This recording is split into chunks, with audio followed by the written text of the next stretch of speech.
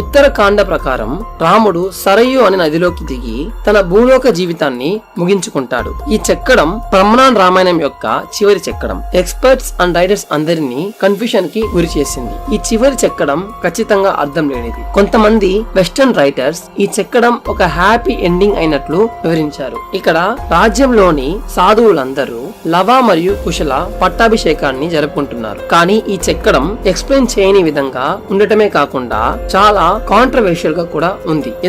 ఎందుకంటే ఈ చెక్కడంలో 1, 2, 3, 4, 5 మంది సాధువులు కుడివైపున కూర్చున్నట్లు మరియు 4 సన్యాసులు ఎడమవైపున కూర్చున్నట్లు స్పష్టంగా చూపిస్తుంది. కానీ మధ్యలో చూడండి, అది ఏంటి? అవును, అవి జార్స్ అండ్ జార్ లో ఉన్న వైన్. ఇది షాకింగ్ గా ఉంది కదా.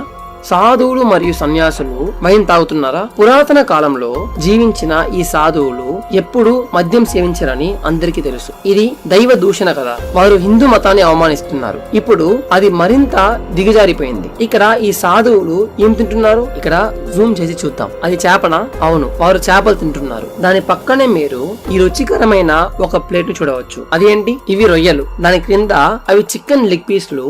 వాటితో పాటు ఉడికించిన గుడ్డును కూడా మీరు చూడవచ్చు. కుడివైపున ఉన్న సరైన వంటకాన్ని మీరు చూడవచ్చు. అది క్లియర్ గా లేదు, కానీ అవి పీతలు. హిందూ పూజారుడు మరియు సాధువులు మాంసం తినరు, గుడ్లు కూడా తినరు. ఇది నిషేధించబడింది. వారు పూర్తిగా వెజిటేరియన్స్. సో ఈ సాధువులను మరియు సన్యాసులను అన్ని రకాల మాంసం తింటూ మరియు వైన్ తాగుతూ వారు చెక్కారని ఊహించలేము. మొత్తం రామాయణాన్ని చెక్కే స్మారక పనిని చేపట్టిన బ్రహ్మనాన్ శిల్పులు ఇంత వింతగా ఎందుకు చెక్కారు? రామాయణంపై బురద చల్లి హిందూ మతాన్ని కళంకం చేసేందుకు ప్రయత్నిస్తున్నారు.